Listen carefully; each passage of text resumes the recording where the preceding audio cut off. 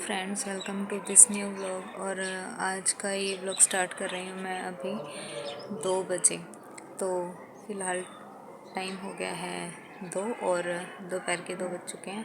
और आज डेट है 11 जनवरी, डे है संडे। तो फ्रेंड्स, अभी मैं हेयर वॉश करके आई हूँ, नहा के और हेयर वॉश करके जस्ट अभी ऊपर ही आई हूँ छत पे। तो बस अब हेयर कॉम करने हैं, बालों को अच्छे से सुलझाना है मुझे। और आज जो था मेरा सारा दिन सुबह से काम में ही बिज़ी गया है, बिकॉज़ अकेले ही मैंने सारा सब कुछ किया है, खाने का भी, क्लीनिंग का भी, मतलब किचन का भी और क्लीनिंग का भी। तो बस कि उस काम से फ्री होके बस नहा के जस्ट ऊपर आई हूँ अभी। तो अभी करते हैं हेयर कॉम। और फ्रेंड्स, आज जो है मौसम बहुत ही अच्छा है, मतलब ठंडी हवा भी चल रही है और धूप भी है, धूप भी बहुत अच्छी निकली हुई है और हवा भी तेज़ चल रही है। ये देखें, आप मेरे स्टॉल को उड़ते हुए देखें, पता चलेगा कि कैसे कितनी तेज़ हवा चल रही है। इसको उड़ते हुए ही अंदाज़ा लगा सकते हो आप कैसे ठंडी हवा चल रही है। और सभी बैठे हैं धूप में, और आज तो हॉलीडे है, तो आज सभी घर में ही हैं, तो सभी अपनी अपनी छतों पे बैठे हैं। आज भी जो है भाभी का एग्ज़ाम है, तो मेरा भाई दिलाने के लिए गया है। अब दोपहर का एग्ज़ाम है उनका, तो अभी गए थे वो 1:30 बजे। और यहाँ पड़ोसी जो छत पे सो रहे हैं। ये है गली का नज़ारा। और फ्रेंड्स, ये जो गली में ही आ जाते हैं चेन लगाने वाले, किसी भी तरह की चेन लगवानी हो ना, तो गली में ही आ जाते हैं चेन लगाने वाले। देखा होगा आपने वो नीचे जाते हुए। तो मौसम अच्छा है, नज़ारा अच्छा है। और मेरे हेयर कॉम हो चुके हैं, अब ये सूख भी जाएंगे जल्दी ही धूप में।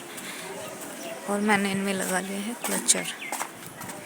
सर्दियों के जो कपड़े होते हैं ना, सर्दियों के जो भी कपड़े होते हैं, स्वेटर वगैरह, वो ना बालों को पकड़, मतलब बाल ना उन पे चिपक जाते हैं, तो उसकी वजह से बाल जो है उलझते भी ज़्यादा, फ्रीजीनेस हो जाते हैं उनमें ज़्यादा।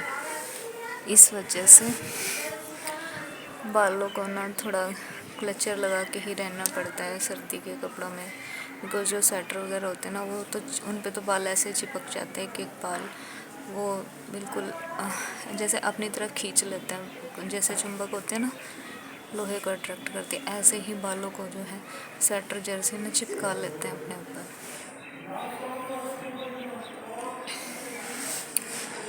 आज तो मैंने ये जैकेट पहनी है, तो इस पर तो चिपकेंगे नहीं बाल, इस पर तो इजीली आराम से ठीक रहते हैं बाल। स्वेटर्स पे चिपकते हैं ज़्यादा, वो जो वूलन की होती हैं। फ्रेंड्स, आज मैंने पहनी है ये वाली सॉक्स। ये वूल से बनी होती हैं, वूलन की होती हैं ये, और हैंडमेड होती हैं, जो लेडीज़ घर पे ही बना लेते हैं मोस्टली। बना के बेचते भी हैं कुछ तो, बट ये जो है हमारे ही, मतलब ये बनाई हुई है, मम्मी ने बनवाई थी किसी से।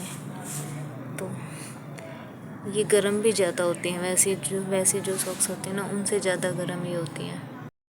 वूलन सॉक्स होते हैं ना, बाहर तो मैं पहन के नहीं जाती, घर घर में कभी कभी पहन लेती हूँ। ये दिखती है ना कलरफुल, वो मुझे अच्छी नहीं लगती, इसलिए तो मैं बाहर तो नहीं पहनती, मैं घर में ही पहनती हूँ। तो फिलहाल ये मैं हूँ, ये मेरी मूंगफली, और यहाँ पार्टी चल रही है। और फ्रेंड्स, एक चीज़ और मैं शेयर करना चाहती हूँ सभी के साथ। जैसे कि अब जब भी सर्दियाँ शुरू होती है ना, जब भी सर्दियाँ आती हैं ना, तो कुछ लोगों के जो पैरों की उंगलियां होती हैं ना, वो सूज जाती है, यानी कि स्वेलिंग आ जाती है पैरों की फिंगर्स पे, और बिल्कुल रेड रेड हो जाएंगी और मोटी मोटी हो जाएंगी, यानी कि वो अपने साइड से डबल हो जाती हैं, जिसकी वजह से उन्हें शूज़ या मतलब जो भी पहनते हैं पैरों में, वो साइज़ भी नहीं, वो चीज़ आती भी नहीं है, फुटवेयर भी नहीं आ पाते फिर ढंग से। और मेन क्या होता है ना, उसमें खुजली होने लग जाती है, और किसी किसी को दर्द भी होने लग जाता है। तो उस चीज़ का सॉल्यूशन मैं आप सभी को देने वाली हूँ कि जब भी किसी को भी ये प्रॉब्लम हो स्वेलिंग की पैरों में, तो वो ना जब भी जैसे रात को सोते हैं, रात को सोते टाइम ना क्या करना है, जो गर्म पानी होता है उसमें पानी गर्म करके और उसमें थोड़ा सा नमक डाल के और उससे ना पैरों की सिकाई करो पहले। या तो जैसे रख पैरों पे ना हल्के हल्के हाथ थोड़ा थोड़ा पानी करके डालो, सिकाई करो ऐसे। या फिर पानी हल्के गुनगुने पानी में जितना गर्म आप बर्दाश्त कर सको उतने पानी में थोड़ी देर के लिए पैरों को डुबा के बैठ जाओ। तो ऐसे पैरों की सिकाई करनी है। मतलब 2 तरीके से कर सकते हो आप, या तो पैरों पे मग्गे से पानी डाल डाल के आप सिकाई कर सकते हो, या फिर पैरों को पानी के अंदर डुबा के आप सिकाई कर सकते हो। और बिल्कुल ना थोड़ा ठीक गरम लेना है, हल्का गुनगुना पानी से काम नहीं चलेगा, थोड़ा ठीक गरम होना चाहिए। मतलब जितना तेज़ आप बर्दाश्त कर सको। तो उससे पहले सिकाई करो 5-10 मिनट, जितना भी देर आप कर सको। उसके बाद जो है पैरों पे वैसलीन होती है ना, सिंपल वाली वैसलीन, वो लगा के और सॉक्स पहन के सो जाओ रात को। ये रात को सोने से पहले करना आप, बिकॉज़ ना क्योंकि फिर जैसे हम सोते टाइम में करते हैं ना कोई भी चीज़, तो उसमें रेस्ट मिल जाता है काफ़ी घंटे का। अगर हम दिन में करेंगे तो मतलब दिन में भी वो चीज़ें हो जाती हैं बट उतना रेस्ट मिल नहीं पाता। लेकिन रात को क्या होता है ना, आप सिकाई करके लेटोगे और वो लगा के लेटोगे, 4-5 घंटे आप रेस्ट करोगे।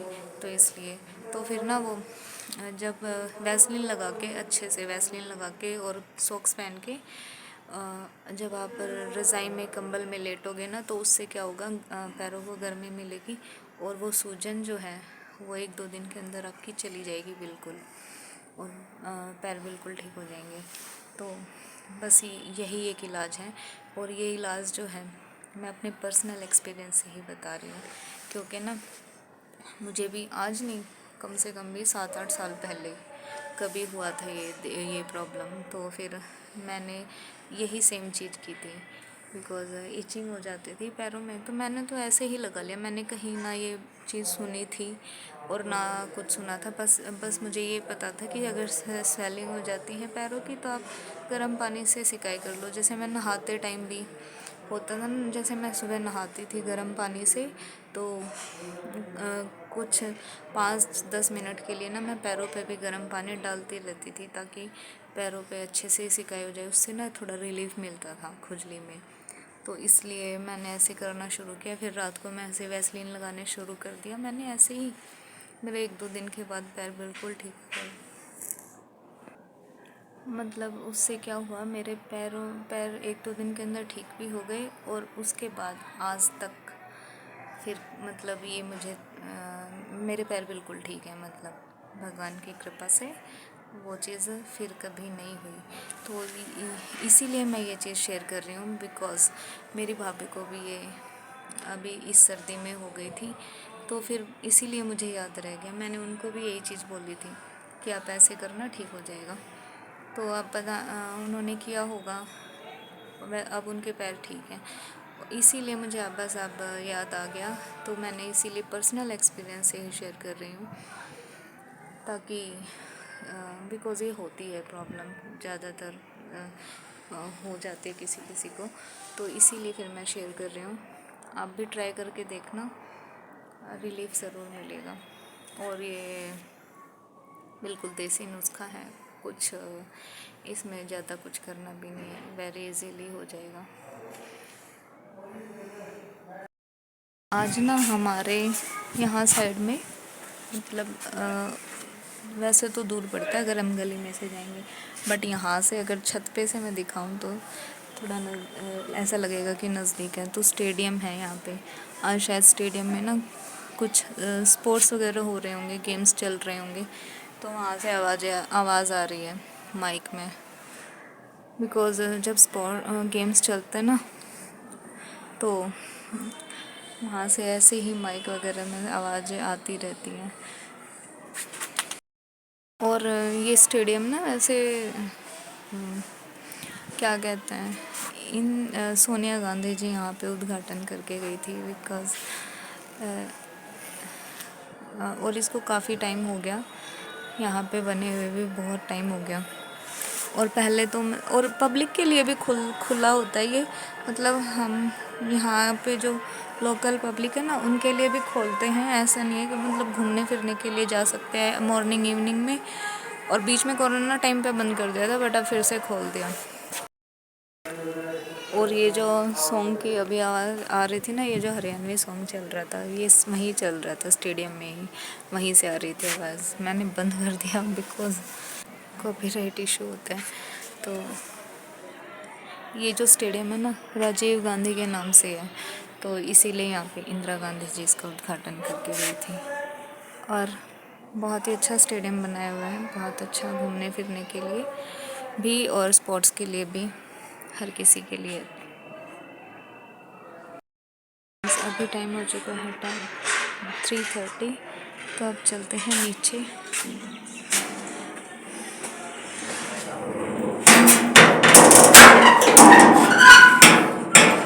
कपड़े तो मैं बीच में गई थी ना, एक राउंड मैंने और लगाया था तो मैं तब लेके चली गई थी। अब चलते हैं नीचे, थोड़ी देर के लिए रेस्ट करना है मुझे।